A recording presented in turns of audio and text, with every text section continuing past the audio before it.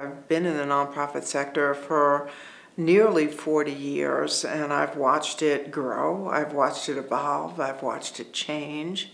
And I think the nonprofit sector in this country is what really makes America great. Good people coming together around good ideas to make their community better places. I think that is truly a hallmark of this country and what makes us great. I started in the 1970s, and I started working for Girl Scouts of the USA, and I was essentially a program officer there, and began to earn my stripes there and to learn a lot about how nonprofit work. And then I moved to what was Boys Clubs of America, and I was there to direct their national health project, and it was a funded project, and I was hired for the job, which would last 8 months, and that was 34 years ago. So it was one of those unintended moves I made that I thought I was just passing through. And quite honestly, I thought there was little opportunity for me at Boys Clubs of America. But I learned to understand the organization. I loved what it stood for. Its mission was very compelling to me. And so as I completed my eight-month assignment, I was asked to stay on and move into another role, and yet again move into another role. So I've learned many dimensions of nonprofits. I've worked in the development of programs, the development and delivery of training and professional development, building boards. I spent a great deal of my time building boards and at the same time raising funds, and in marketing as well. So my perspective is very broad. And that served me well, and I became CEO in 1995, president and CEO, and I held that role for 16 years. And I retired the 1st of January this year. However, I do have a title. It's President Emeritus, and I have actually been blessed with a great assignment, and that is to launch the largest fundraising campaign in our history.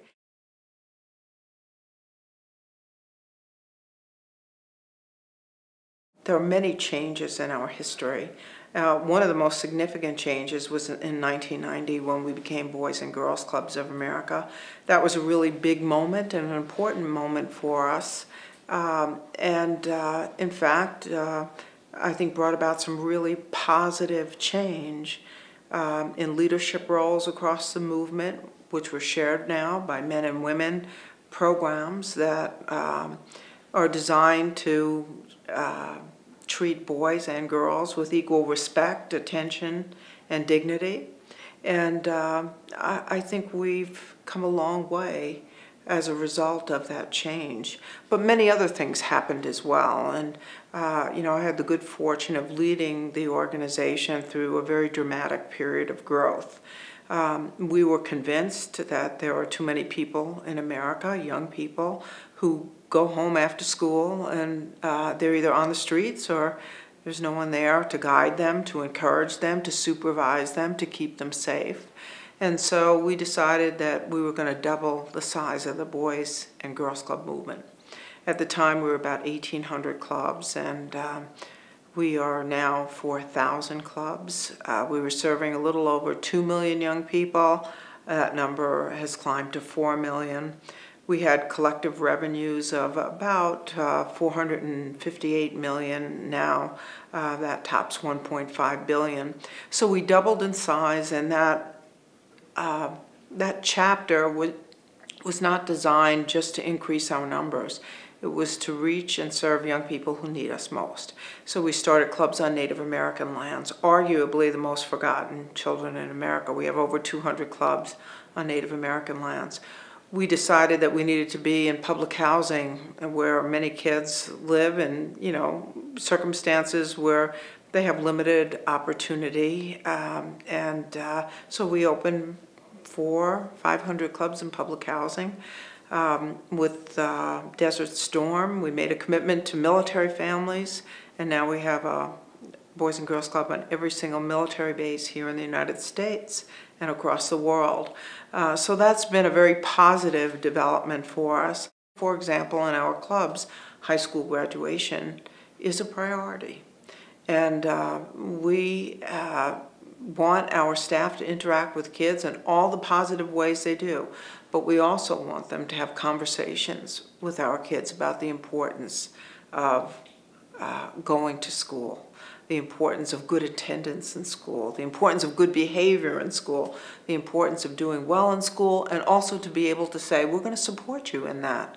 We're going to have in our club homework help and tutoring every single day of the week. You know, if there are problems that you have in school and you need extra help, we're going to get it for you.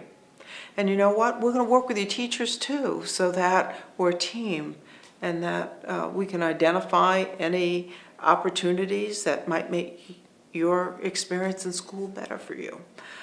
So I think the love and the support we feel for our kids is also, you know, a constant, but at the same time, we have to be very intentional about what outcomes we want to achieve and begin to put in place a series of metrics that help us understand if in fact our kids are progressing successfully from one grade to the next, if they are in fact attending school on a regular basis, because we know those things are predictors of whether or not a young person is going to graduate from high school.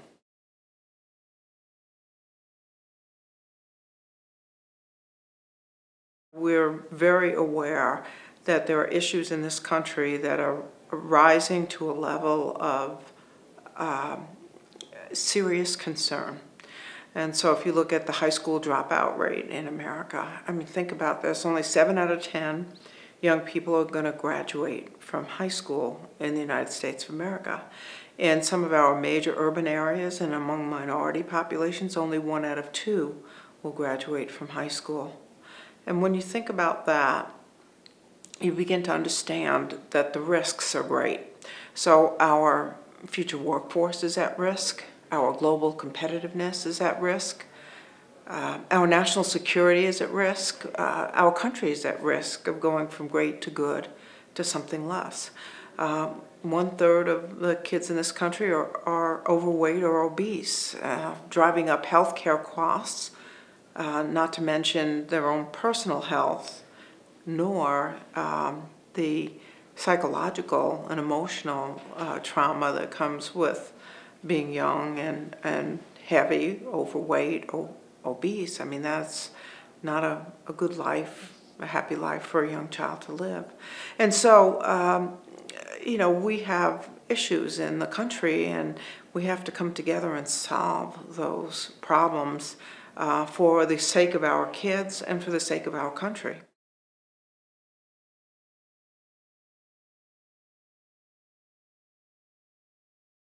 The next chapter, after our growth, the second chapter is about impact.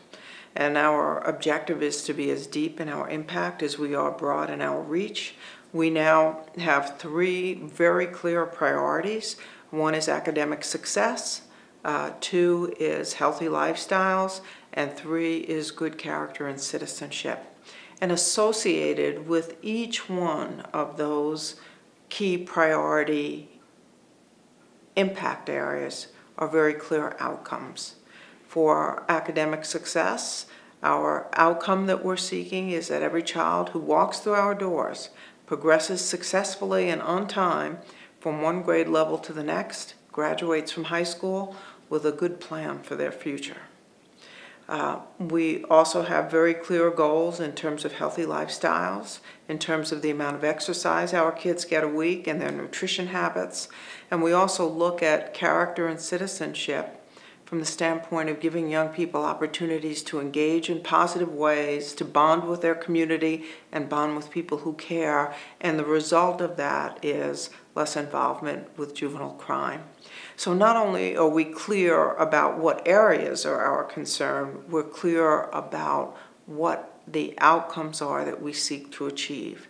And right now we're putting in place the strategies in all of our clubs that will enable our clubs to work with young people of all ages, of all school ages, and make an impact that is both real and measurable, and to begin to use a very clear set of metrics that will help them determine if in fact they're getting a result, and help them to adjust their plans, if not, to get an even greater result. To have measurable goals are important for two reasons. And first and foremost in my mind is driving a result that's going to make life better for our kids, for our clients, for our adults, or for whoever we serve. I mean, we should be driven by our mission. And if we know we're getting a result and we're seeing progress toward our vision, toward our mission, that's the number one reason to manage, to lead, and to measure results.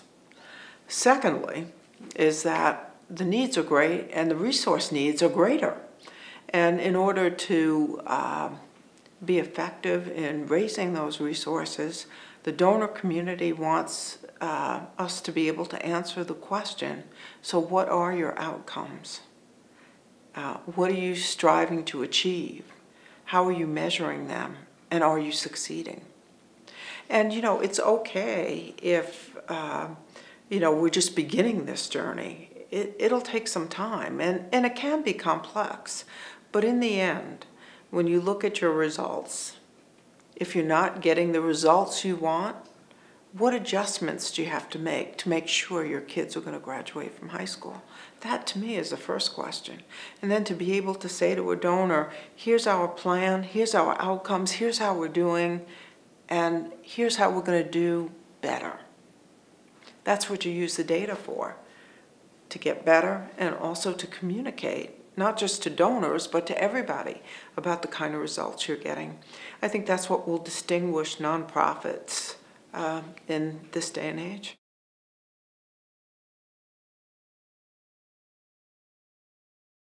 We live in an age of scarcity when it comes to resources for nonprofits. We also live at a time when the needs are very great among the people in this country.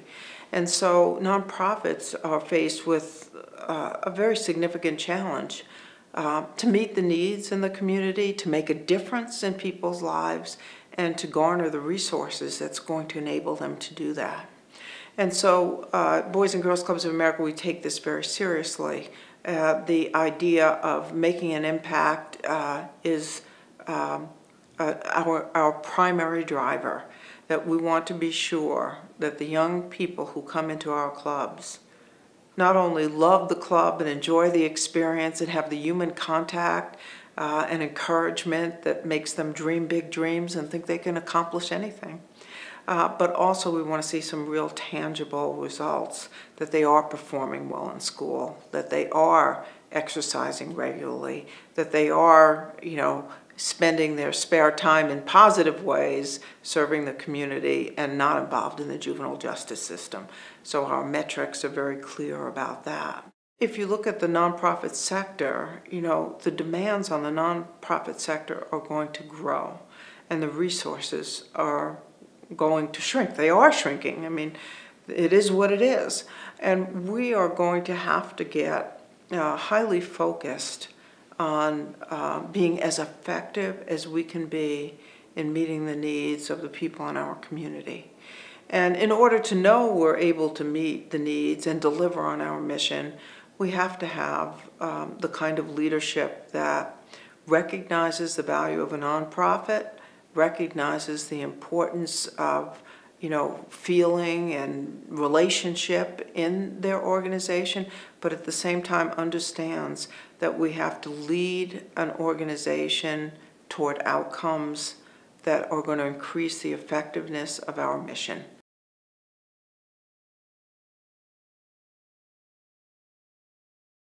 It was about 12 years ago when I was first asked to teach a course here in the M&A program. And I didn't know at the time that this would become a true joy for me.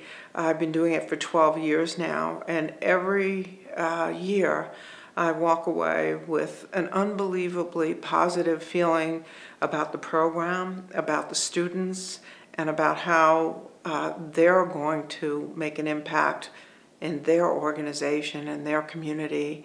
One of the things that's very unique about this M&A program is that it's housed in the Mendoza College of Business.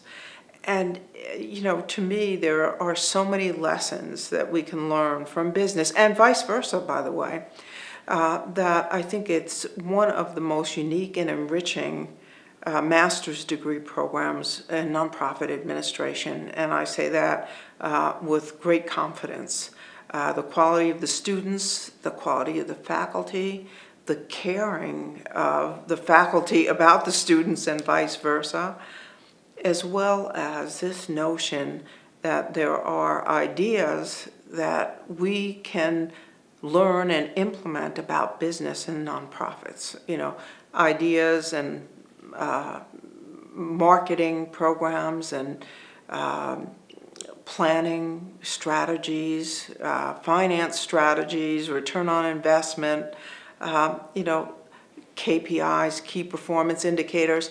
There are many ideas that can be borrowed from business that can enrich the leadership of the nonprofit sector. So I'm very excited. First of all, I feel honored and blessed to be a part of the M&A program. I get a great deal of satisfaction out of the work I do here, teaching a course in governance and interacting with the students. Every time I leave here, I have the same overwhelming feeling that I received more than I gave. So that's just a testimony to the quality of the students and the faculty here. And since retiring from Boys and Girls Clubs of America, the opportunity arose for me to be a resident fellow here, and I'm very excited about that. I'll be spending, you know, a lot more time here, and I'll be engaged in projects, and I'll be teaching another course, which I'm very excited about. The course is going to be about business and how it intersects with the nonprofit sector, and I think there's so many exciting things we can all learn from that, and I'm very much looking forward to teaching that beginning in January. So I'll be teaching more, I'll be involved in various projects, and I'm just excited to be part of a great university and a great team here.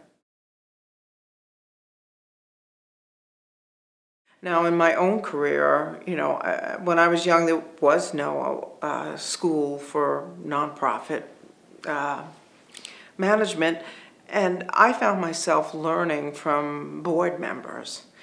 And our board is a very engaged board, made up of some very strong business leaders, many of them CEOs, very strong community leaders, and I found myself learning a great deal from our board members, and I think that enriched our organization.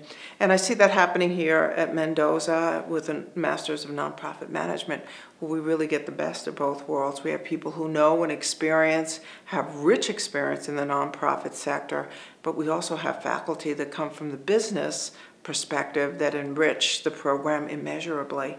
So I just think, you know, it is one of the, if not the best program in the country. Let's talk a little bit, you were talking about the keys to affecting outcome, and that's where you're knowing where you're going, you're on the right route with the indicators, and know the strategies that you're using will get you there. Can you talk to that a little bit? Yeah, I think first and foremost, when we talk about outcomes, we have to understand that we don't give up who we are. It's not that suddenly we're going to run our nonprofit like a business and lose the human touch. So I want to make that really clear. I mean, even in our own Boys and Girls Clubs, I mean, the last thing we want to do is make our clubs like schools. We want them to be warm, we want them to be inviting, we want relationships with staff and kids to be the main reason why kids come. We want them to come often, we want them to have fun, but at the same time, These things are not mutually exclusive. You can learn and you can have fun, and we know how to do that in the Boys and Girls Club. And I think it's really important to understand that outcomes are critically important, but they do not mean that you can't operate as you naturally would in a nonprofit environment in the way you interact with your club members or your patients. So this doesn't change the fundamental heart and soul of a nonprofit organization.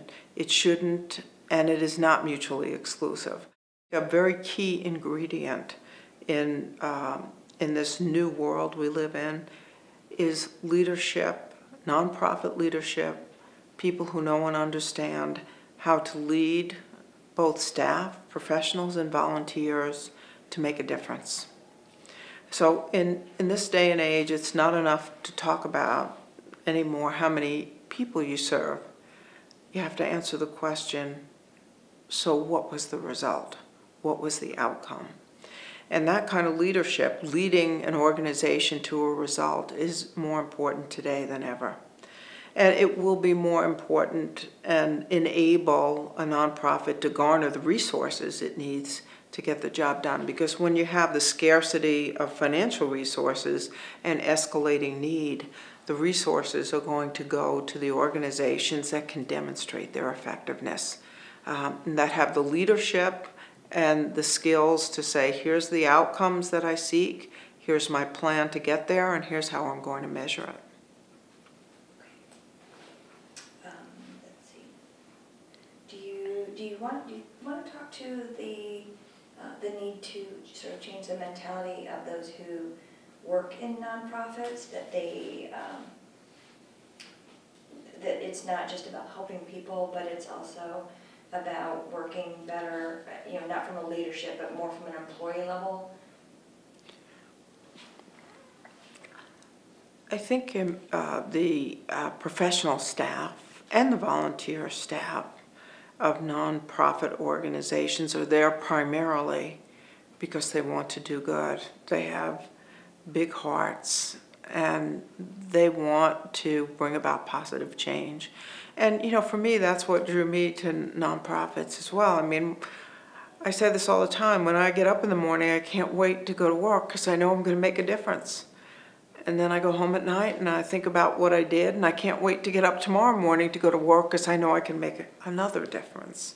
I think that's what drives people to the nonprofit world, and I think the level of satisfaction they get about changing a life and saving a life is what they thrive on. And I think that is what it needs to be, but it's not all it needs to be. I think how we lead and manage and achieve results, we have to be, rather disciplined and very intentional in understanding what changes we want to bring about and what thoughtful strategies we can employ to make sure that that change does come about. So, for example, in our clubs, high school graduation is a priority. What is clear to me about the M&A program is that it is a very progressive program. It borrows ideas from business. It enables students to think in new and different ways. And it takes a leadership role where a leadership role is needed. And as a university here, I'm very proud, and I know it's built into the core throughout the entire university, that ethics is a part of the M&A program and in fact integrated into all aspects, both courses that are required and courses that are elected. It is clearly part of the strategy here in the M&A program and throughout the university. I'm very proud too that the M&A program is really going to take a leadership role around social impact. Like ethics, they're going to make social impact a priority here for their students.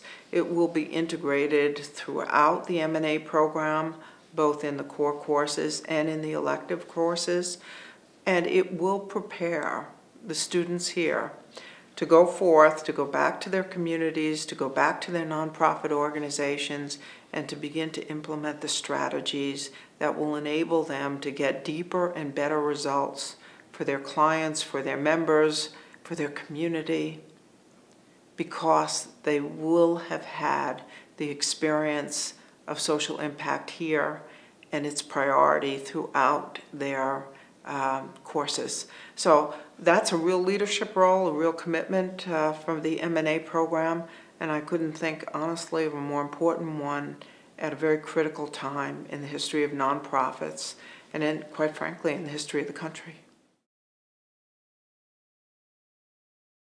So what is social impact and what isn't social impact? And I think there's a lot of confusion, and just to be clear, in the past, the nonprofit community was very articulate around who they served, how many they served, and what needs they met. That was important then, it's important now, and it'll be important in the future.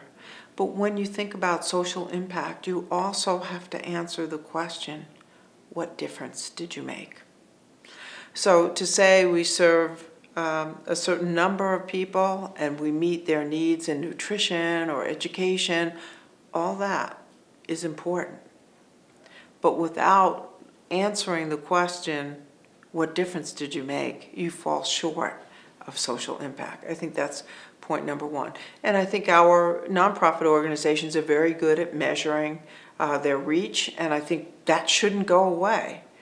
But social impact is about more than reach now. It is about what difference did you make. And I think that's really important. Now, a lot of people think of social impact as measurement. And, that's a little short-sighted. Measurement is part of determining the social impact that your program has. But measuring in and of itself is not social impact. Measuring in order to adjust your strategy so that you're more effective is what social impact is all about. So measuring in and of itself is not social impact. It's part of a process and part of a mindset, because if you want to make a difference, you have to ask yourself, how are you doing? And once you get the data, you'll be able to tell if you're doing well, if you're doing not so well, if your strategy has to change. And so when we think about social impact, sometimes we conjure up this image of measurement as being social impact. Social impact is the way we lead to make a difference. It's the difference between being outcome intended and outcome driven. Social impact is being driven to make sure that a positive result happens as a result of your efforts, and your data will tell you that. So measurement is a means to an end. It's not an end in itself.